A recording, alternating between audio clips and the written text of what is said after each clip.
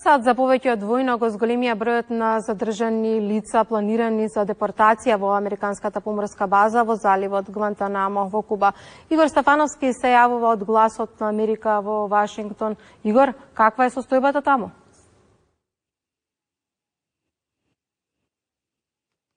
За повеќе од двојно е зголемен бројот на приведените лица кои се држат во заливот Гвантанамо. Таму сега има повеќе од 170 лица, а пред помалку од една недела тој број бил помал за повеќе од 100. Според најновите информации, заклучно вчера во Гвантанамо има задржано повеќе од 120 лица кои администрацијата ги води како илегални мигранти со криминални досиеа. Ваквата информација ја споделува представник на американската одбрана кој вели дека околу 50 други лица исто така се задржани во мигрантскиот објект на базата, кој пак за разлика од другите немале криминални досиеа. Друг представник во оделот за одбрана за Гласот на Америка во понеделникот рече дека американската војска испратила вкупно 13 летови со мигранти без документи во Гвантанамо.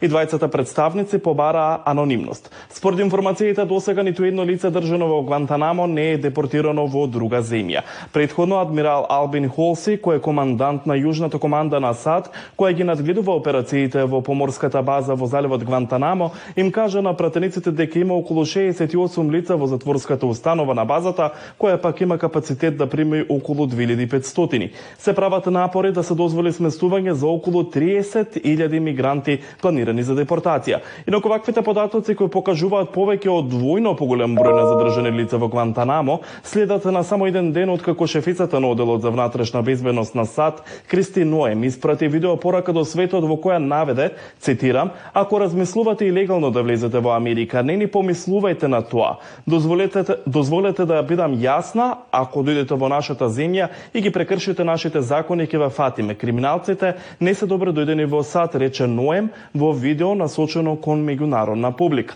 Претходно таа рече дека најмалку еден од испратените мигранти во заливот Гвантанамо признал дека сторил убиство, додека други се бараат за кривични дела како што се обид за убиство, напад, трговија со оружје и лажно представување.